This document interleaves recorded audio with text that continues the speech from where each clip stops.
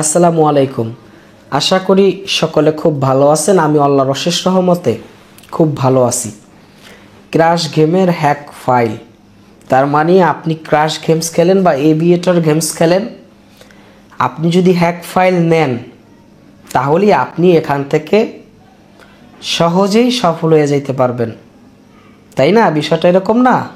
আসলে বিষয়টা এরকম না, এটা মোটেও সঠিক না। প্রিয় আমার ভাই, প্রিয় আমার বন্ধু, প্রিয় আমার শুভাকাঙ্ক্ষী, আপনি ভিডিওটি ওপেন করেছেন, আমি আপনাকে অনুরোধ জানাবো আজকে এই ক্র্যাশ গেমস, এভিয়েটর গেমস এই বিষয়ে 10 মিনিট নসিহত পেশ করব। কথাগুলো গুরুত্ব সহকারে শুনবেন। আপনি ক্র্যাশ গেমস খেলেন, এভিয়েটর গেমস খেলেন, প্রতিনিয়ত ঠকতেছেন, আবার জিততেওছেন। দিন শেষে, মাস শেষে, বছর শেষে আপনি লুজার। এখন আপনি চাচ্ছেন যে দেখেন যে অনেকে ওই ক্র্যাশ গেমের ফাইল মানুষের কাছ থেকে বেচা টাকা নেয়, অনেকে আবার টাকা দিয়ে ধোকাও খায়। তো আমি এর আগে বেশ 2 বার আমাদের প্রিন্স ফরাত ইউটিউব চ্যানেলে অনলাইন ক্যাসিনোর যে সিরিজটা চলে, সেই সিরিজের মধ্যে আমি 2 বার অন্তত এই ক্র্যাশ গেমের হ্যাক ফাইল সম্পর্কে মানুষকে নিষেধ করেছি। যে হ্যাক ফাইল বলতে কোনো শব্দ নাই, তার মানে একজনে আপনার কাছ থেকে 2000-5000 টাকার বিনিময়ে আপনাকে একটা ফাইল দিবে। কয় টাকার বিনিময়ে? 2000-5000 টাকার বিনিময়ে। এই জন্য আপনার কত মেসেজ দেয়, কত ফোন দেয়, কতভাবে বুঝায়। এটা যদি ও জানতোই যে কত গুণ যাবে, 10 গুণ যাবে না 20 গুণ যাবে, এটা যদি ও জানতো তাহলে আমেরে ওই 5000 টাকা 2000 টাকা লেগে ও সারাদিন মেসেজ দেবে কেন? ও তো 2000 টাকা মারলেই 5 গুণে নিতারে, তাতে 10,000 টাকা জাগার পেয়ে যায়। তার মানে ও সেটা পারে না কেন? তার মানে আপনার কাছ থেকে যে টাকাটা নেবে ও, ওইটাই ওর ব্যবসা। কথা আপনি বুঝেন নাই। আমি তোমাকে কি দিয়ে বুঝাই, আমি তোমাকে কিভাবে বুঝাই? ও যদি জানতো যে ক্র্যাশ গেমস কয় গুণ যাবে, কত এক্স উপরে যাবে, ও যদি জানতো তাহলে ও তোমার ল্যাঞ্জায় ঘুরে কেন? তোমার পিছে পিছে ও ঘুরে কেন? ও তোমাকে বারবার মেসেজ দেয় কেন? ও সেই সময়টা ব্যয় করে কেন? ও তো নিজের ফোন থেকেই 10,000 টাকা মাইরা 10 গুণে নিতারে ও 1 লাখ টাকা, ওর 1 মিনিট ইনকাম হয়ে যাবে 90,000 টাকা। তাহলে ও সেটা পারে না কেন? তোমার লেঙ্গুরে ও ঘুরে কেমনে? ও যদি জানেই কয় গুণ যাবে, ও সারাদিনে একদিনে 10 কোটি টাকার মালিক হয়ে যেতে পারে, কারণ ও তো জানেই যে কোনটা কত গুণ যাবে। তার মানে এটা সব মিথ্যা। তোমারে বোঝাই, তুমি এরপরও প্রতারণার শিকার হও। তার মানে তুমি একটা মেন্টাল অবস্থায় আছো। কি কারণে? তোমার যে টাকা পয়সা লস হয়ে গেল জুয়াতে, তুমি অনেক টাকা হারায় ফেলাইছো, এখন তোমার ব্রেনে কাজ করে না। তুমি এটা বিশ্বাস করাটা তোমার ক্ষেত্রে স্বাভাবিক হতে পারে। এক ভাই আমাদেরকে ওই দিন মেসেজ দিছে যে ভাই একজন আমার কাছে টাকা চায় হ্যাক ফাইল দিবে বলে, আমি কি তাকে টাকা দেব? সে আমাকে বলতেছে।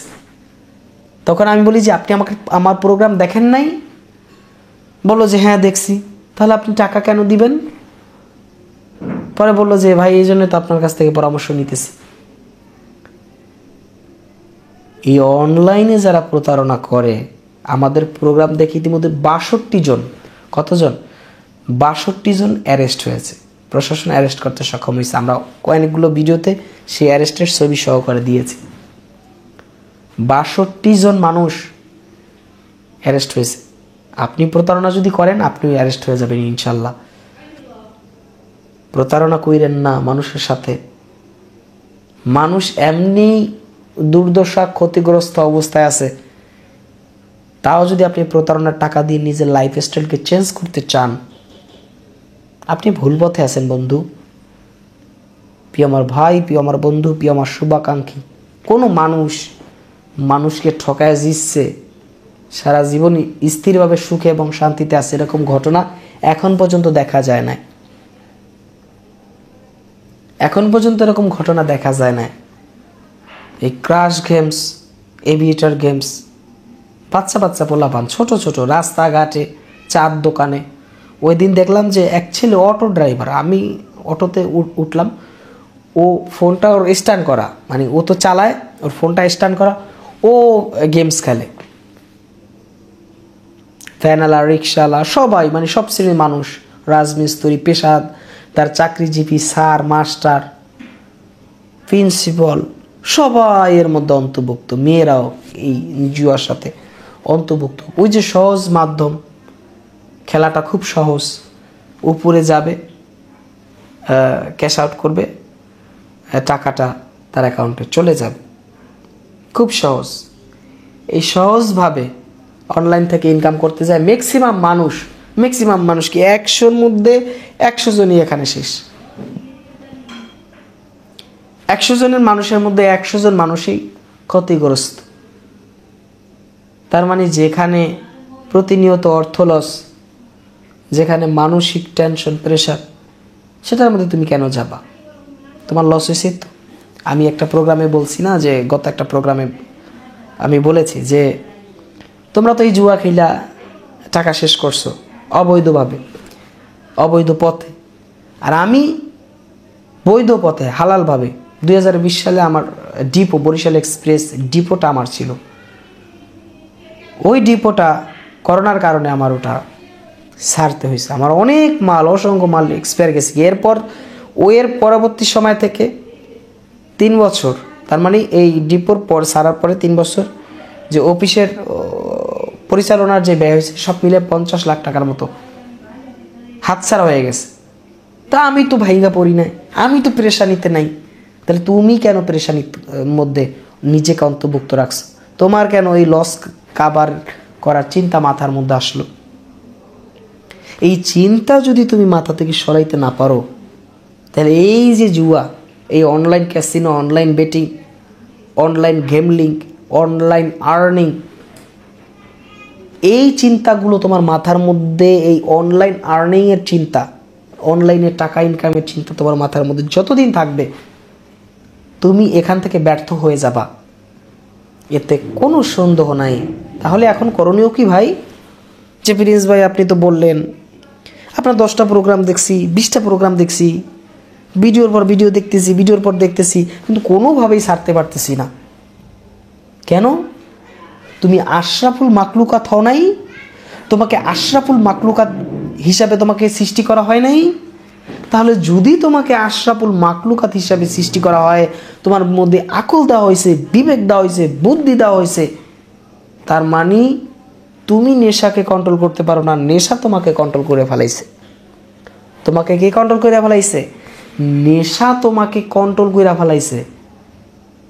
তার মানে টাকা হইলেই তুমি আর জুয়া খেলতে চাও। তোমার নিজের মধ্যে তোমার নিজের কন্ট্রোল নাই। কি নাই? নিজের মধ্যে নিজের কন্ট্রোল নাই। এই জন্য এখন কি করণীয়? তুমি নিজেকে যদি কন্ট্রোল করতে ব্যর্থ হও, নিজেকে যদি কন্ট্রোল করতে ব্যর্থ হও, তুমি ধ্বংস হয়ে যাবা।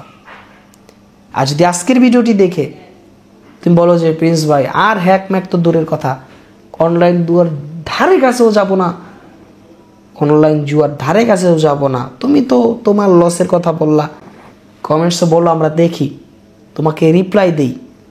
একজন ব্যক্তি আছেন যে কমেন্টস করছেন, রিপ্লাই পান নাই, এরকম একজন ব্যক্তি আছেন? আপনারা যারা আমাদের প্রোগ্রাম দেখেন, আমি তো ভিউয়ার হিসাবে কখনো দেখি না, দর্শক হিসাবে কখনো দেখি না, মনেই করি না। আমি তোমাকে দর্শক হিসাবে মনেই করি না, আমি তোমাকে বন্ধু মনে করি। তুমি বন্ধু, কমেন্টস করছো, রিপ্লাই পাও নাই, এরকম ঘটনা ঘটছে?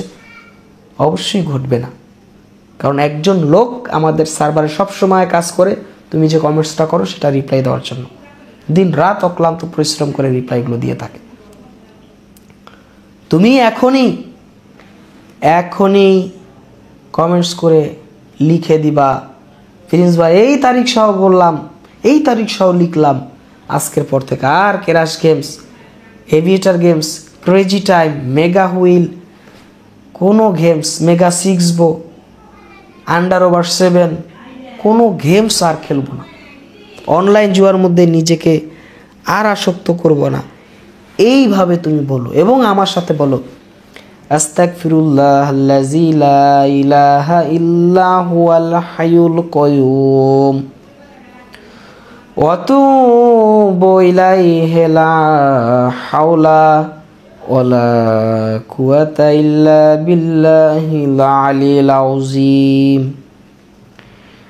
এবং আল্লাহকে বলো, হে আমার রহমান, হে আমার রহিম, হে আমার মালিক, হে আসমানের মালিক, হে জমিনের মালিক, আমি নিজের উপরে জুলুম করেছি, আমি নিজের উপরে জুলুম করেছি, একমাত্র আপনি ক্ষমা করার একমাত্র সর্তা। আপনি ছাড়া ক্ষমা করার আর কোনো মালিক নাই, আপনি ছাড়া ক্ষমা করার আর কোনো মাবুদ নাই, আপনার উপরে কেউ নাই, আপনি আমাকে ক্ষমা করে দেন। আল্লাহর কাছে এইভাবে তবা যদি তুমি করো, এখন তবা করলে এখন ক্ষমা পাবা, এতে কোনো সন্দেহ নাই। সন্দেহ নিয়ে ক্ষমা চাইও না, এই বিশ্বাস নিয়ে ক্ষমা চাও যে আল্লাহর কাছে ক্ষমা চাইলে আমি ক্ষমা পেয়ে যাব। তুমি ক্ষমা পেয়ে যেয়ে তুমি উত্তম হয়ে যাবা, তুমি কামিয়াবি হয়ে যাবা। জুয়ার থেকে তুমি অনেকটা দূরে থাকবা। আর একজন মানুষের জীবনে তো জুয়া থাকার কথাই না। একজন মানুষ তো নিজের জীবনকে সুন্দরভাবে সাজাবে, কেন হারাম পথ বেছে নিবে? কেন আল্লাহ কি তার জন্য রিজিক রাখেননি? একজন মানুষ ঋণ করে কেন জুয়া খেলবে? কেন আল্লাহ পাক তার জন্য কি রিজিক রাখেননি? আল্লাহ পাক কি তার উপরে অবিচার করেছে? অবশ্যই না, অবশ্যই না, অবশ্যই না। তোমাকে আমি কিভাবে বুঝাই, তোমাকে আমি কি দিয়ে বুঝাই? আমার কথা যারা শুরু থেকেই শুনছে, আমাদের সিরিজ যখন প্রথম চলতেছে, 1টা 2টা 5টা 10টা প্রোগ্রাম হয়েছে, অসংখ্য মানুষ জুয়া ছেড়ে দিছে। আর অনেক মানুষ এই জুয়া খেলবে না, লেখে তারিখ সহ, আবার টাকা হইলে খেলে, আবার তারিখ সহ লিখে, আবার টাকা হইলে সেই জুয়া খেলে। অসংখ্য মানুষ এই কাজ করে। এটা যেন আর না হয়, এটা যেন আর না হয়, এই তবাই যেন শেষ তবা হয়। ইনশাল্লাহ ইতিমধ্যে 9200 মানুষকে আমরা এই জুয়া থেকে ফিরাতে সক্ষম হয়েছি। আলহামদুলিল্লাহ, আলহামদুলিল্লাহ, এটা আল্লাহর রহমত, এছাড়া সম্ভব হতো না। আজকের এই গুরুত্বপূর্ণ বিষয়গুলোকে মাথায় রাখবেন আশা করি। সকলে ভালো থাকবেন, সুস্থ থাকবেন। এতক্ষণ সাথে ছিলাম আমি প্রিন্স ফরাদ। আখিরি দাওয়ানা আলহামদুলিল্লাহ ইল্লা বিল্লাহ। যারা নামাজ পড়েন না, নামাজ পড়ে নিন।